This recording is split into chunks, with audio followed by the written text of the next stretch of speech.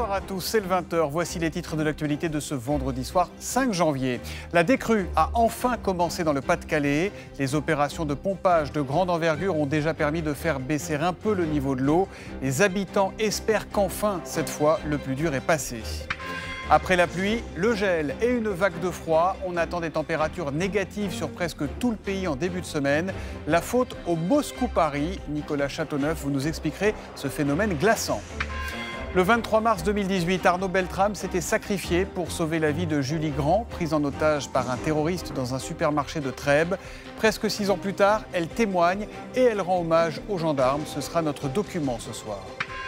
Rouler électrique à 100 € par mois, c'est désormais possible, mais à condition d'être rapide, puisque ça ne devrait concerner que 20 000 voitures livrées cette année. Du rouge à l'orange, la vigilance crue a baissé d'un ton dans le Pas-de-Calais. Ce changement de couleur est une bonne nouvelle, même si quand l'eau se retire, les dégâts sont parfois très impressionnants et pour beaucoup, la galère continue. Thomas Cuny et Valérie Aguirre.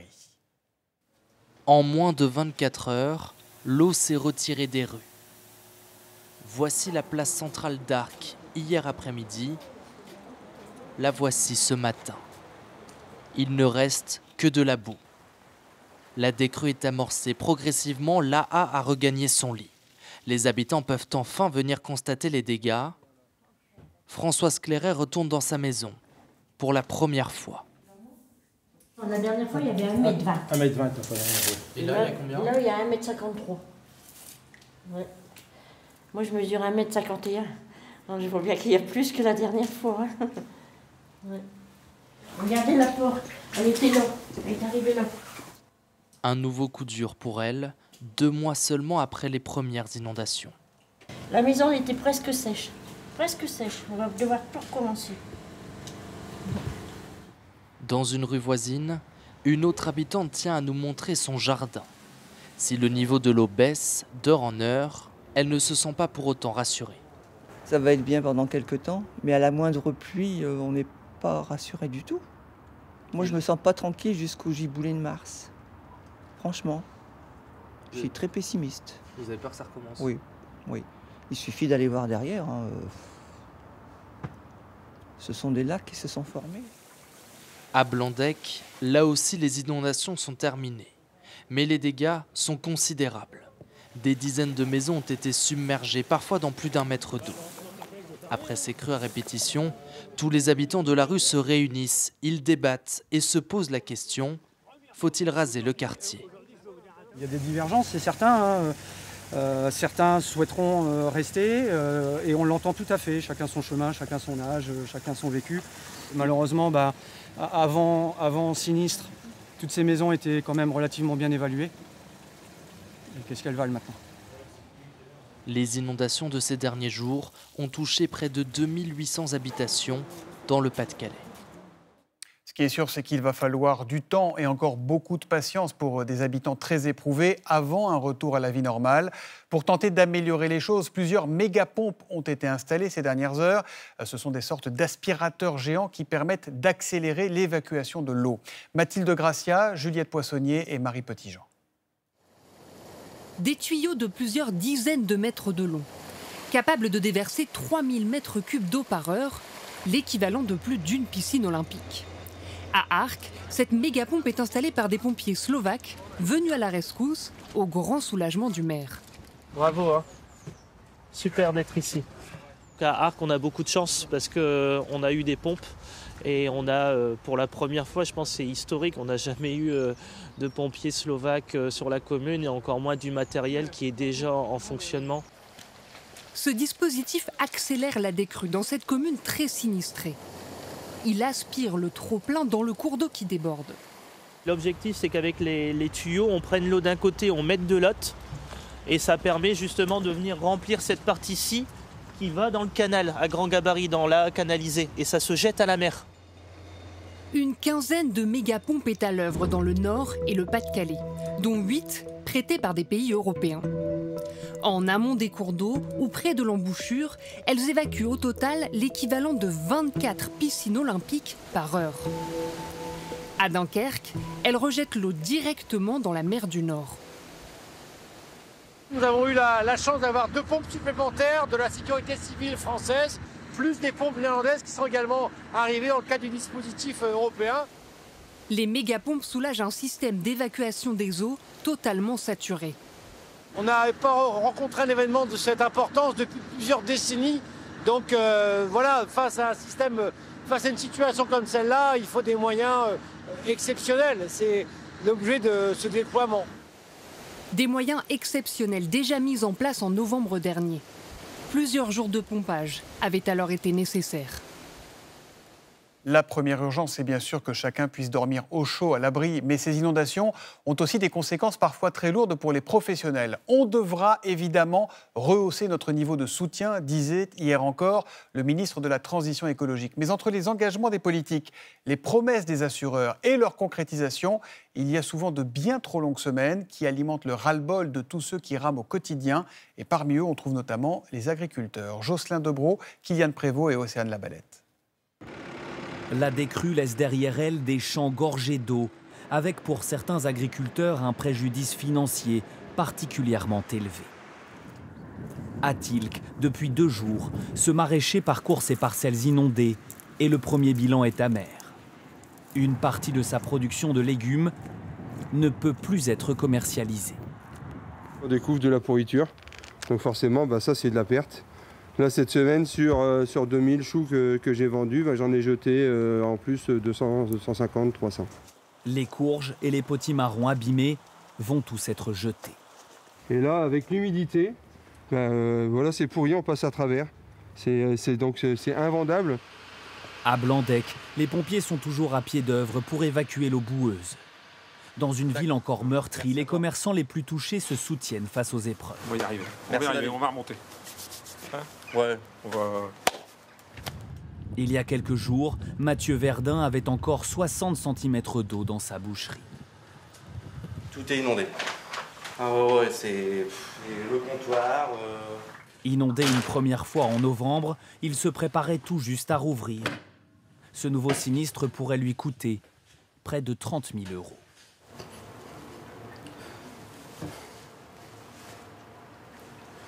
J'ai rêvé à avoir cette boucherie, j'ai fait tout pour l'avoir. Et puis là... Plusieurs centaines de commerçants ont été impactés. Cet agriculteur doit vivre lui aussi avec les conséquences de ces nouvelles inondations. On voyait toute la boue qui a été drainée.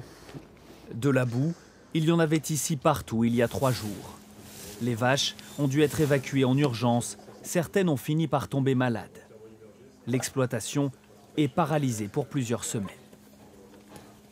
En novembre, on avait commencé à repartir de l'avant.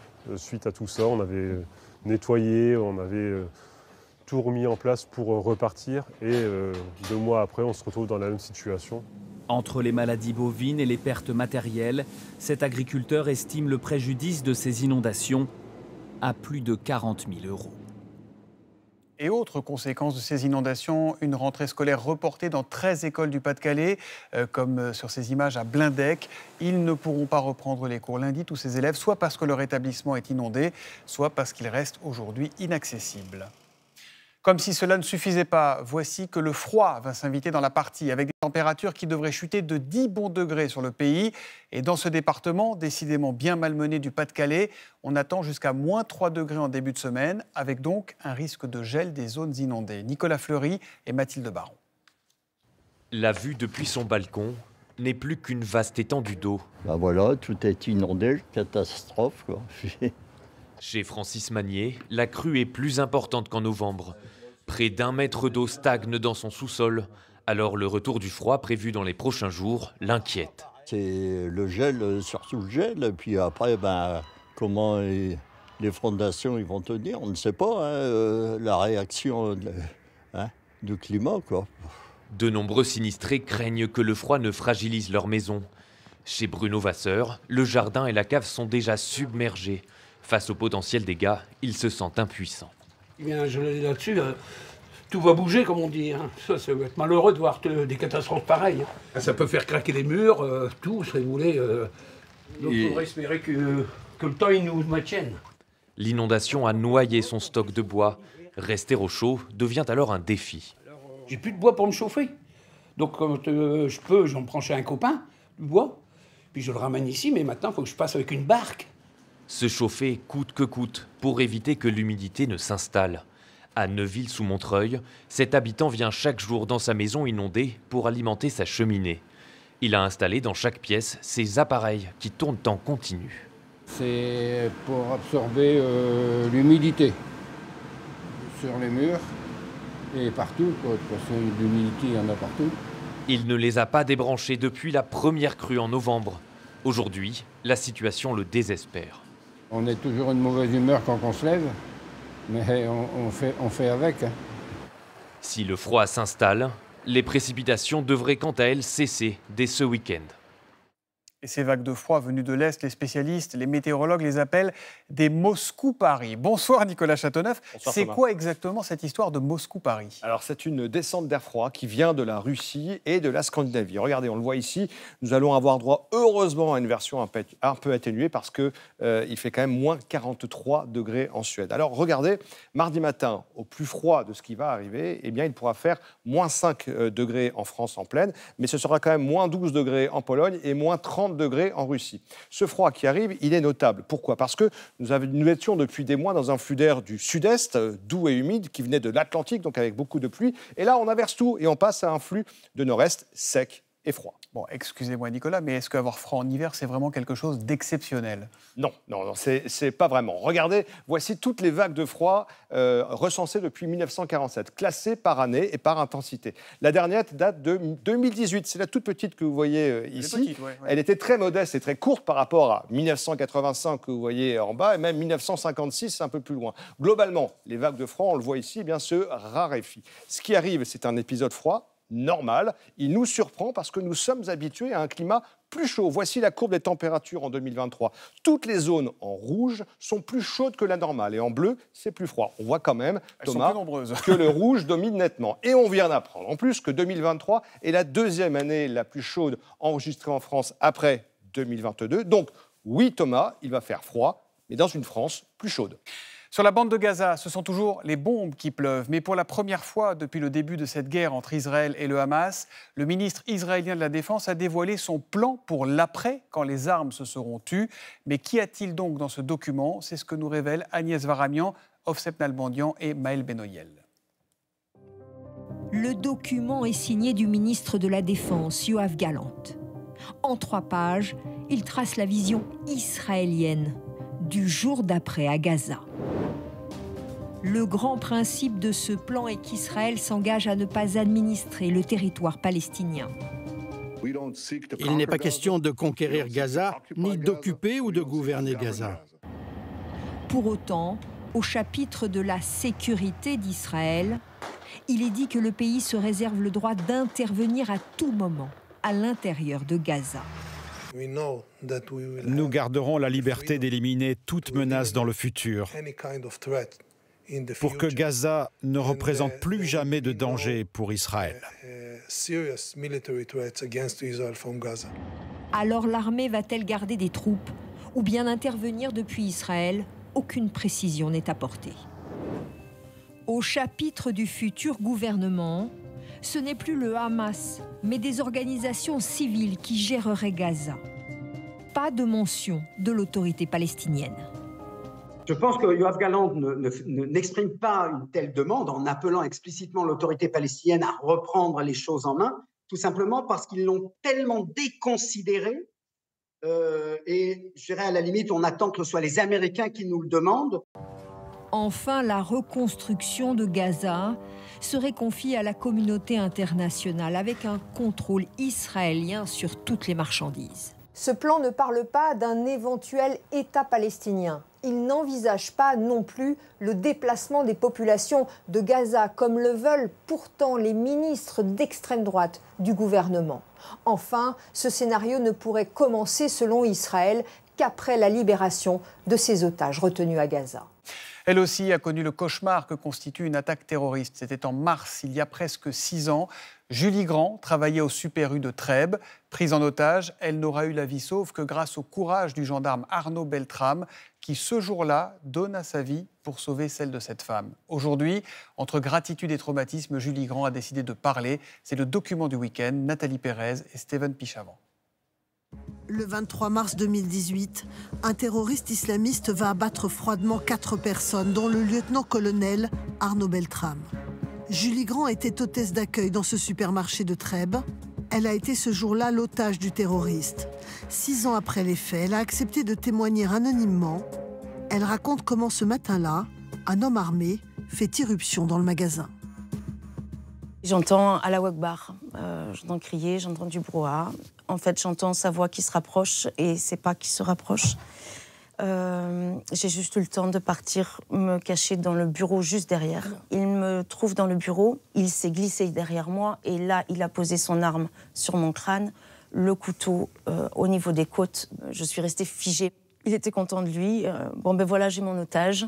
Allez, sors de là. Je te ferai pas de mal. Viens, on appelle les flics. Très vite, les hommes du GIGN encerclent le supermarché. À l'intérieur, le terroriste se sent pris au piège. Je sentais le canon de l'arme qui tremblait sur mon crâne. J'avais très peur que le coup parte tout seul. Et je lui dis, assez bêtement, mais je lui dis « Fais attention, tu trembles, ne me tue pas sans faire exprès ». Le calvaire de Julie va durer 50 minutes, jusqu'à ce que le lieutenant-colonel Beltrame passe à l'action.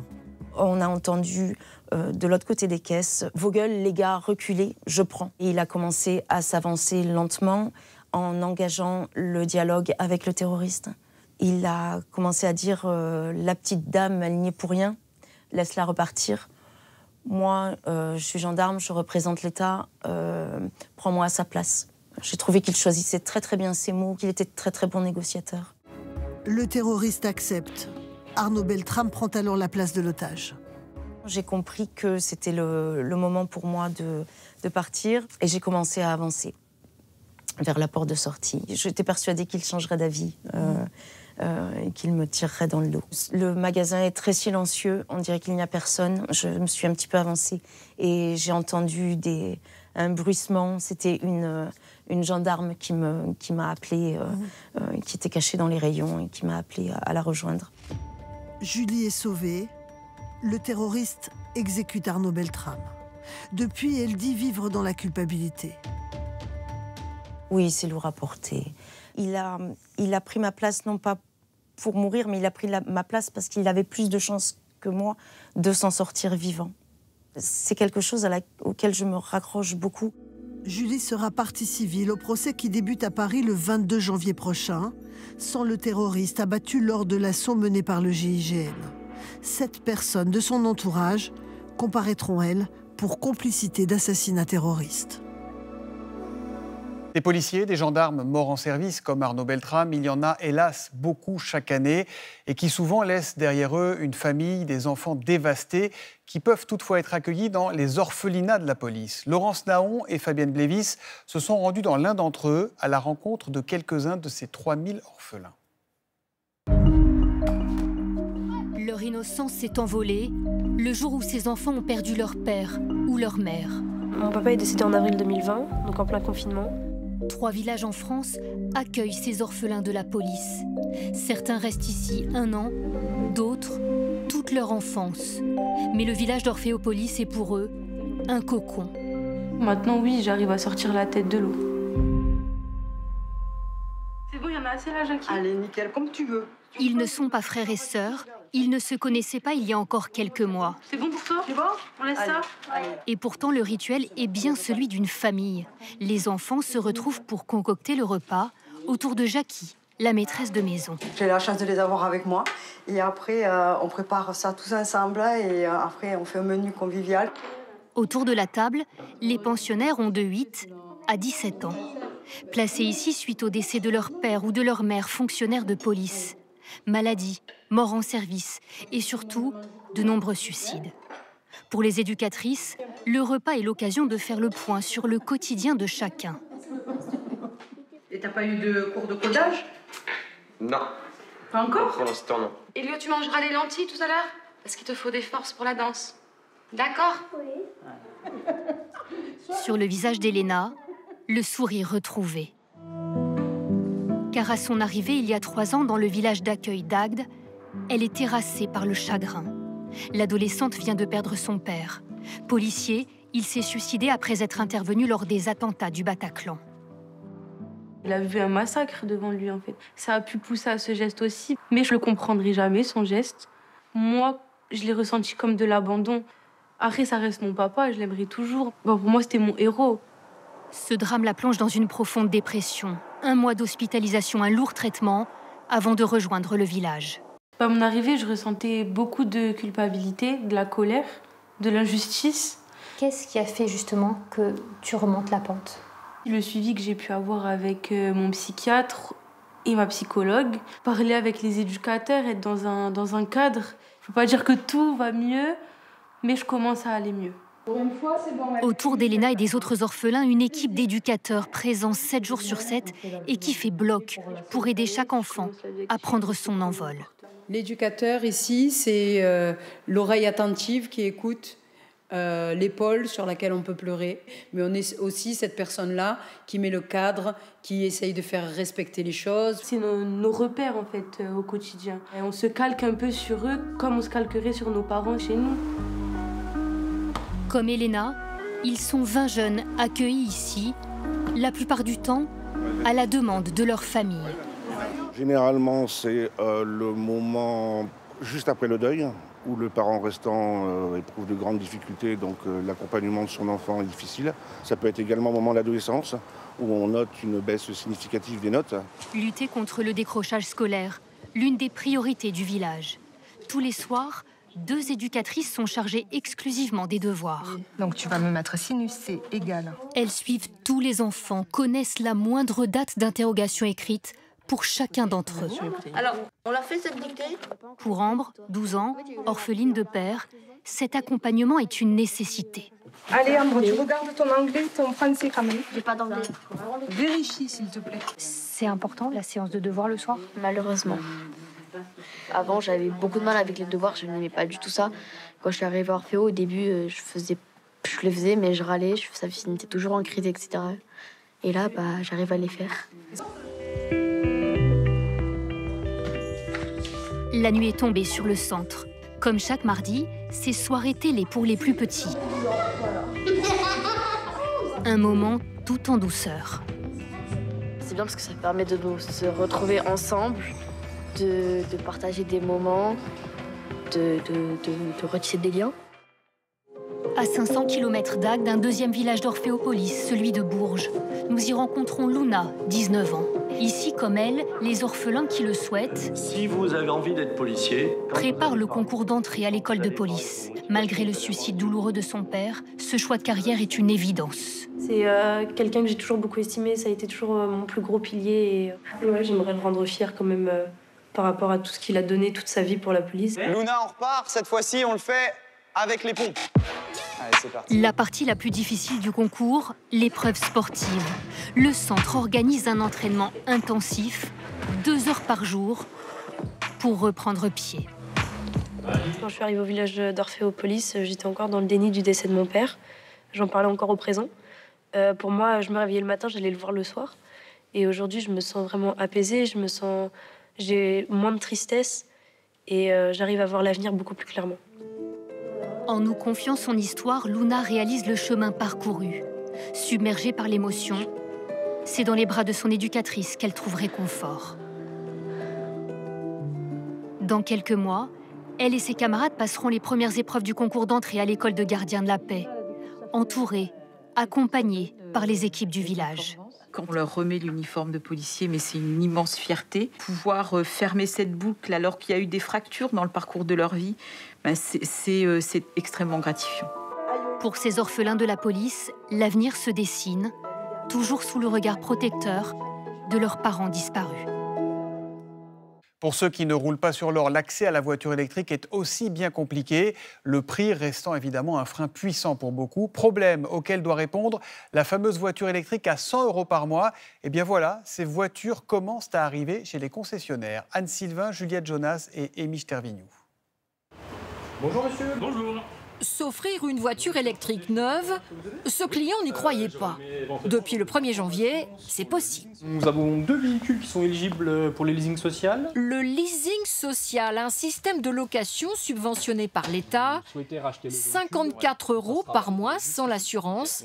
Pour ce modèle électrique bientôt sur le marché, une aubaine pour ce client. J'ai toujours eu l'habitude d'avoir des véhicules de seconde, troisième main. La mienne commence à avoir un petit peu de kilomètres, presque à 250 000. Pour en bénéficier, il y a quand même des conditions. On va regarder votre avis d'imposition. Tenez. Pas plus de 15 400 € de revenu fiscal par part, l'équivalent d'un SMIC. Avoir un trajet d'au moins 15 km pour se rendre au travail ou rouler au moins 8 000 km par an. Chez ce concessionnaire, les demandes affluent. Ça fait 6 ans que je suis dans l'automobile. J'ai jamais vu des véhicules à ce tarif, avec cette aide de l'État. Donc c'est très bénéfique pour tout le monde. Autre constructeur, autre modèle, 40 € par mois pour cette citadine. Mais cette cliente a jeté son dévolu sur ce modèle-ci. 150 € par mois. Cela reste du leasing social, plus que les 100 € espérés par le gouvernement, c'est vrai, mais cette cliente s'y retrouve. Avec le prix de l'essence qui augmente rapidement et surtout de manière très imprévisible, ce serait bête pour nous de ne pas en profiter. Problème, seuls 20 000 de ces véhicules pourront être vendus en 2024, car la mesure est coûteuse pour l'État, mais pas seulement, selon cet expert. D'abord, compte tenu des contraintes gouvernementales sur les budgets, puisque c'est des véhicules subventionnés, et puis d'autre part parce que les industriels ne savent pas encore sortir beaucoup de véhicules bon marché qui sont produits en Europe. Coût total pour l'État, 350 millions € cette année. C'est la fin de ce journal. Merci à vous tous qui nous suivez partout dans le monde grâce à TV5 Monde, partout et notamment à Stockholm.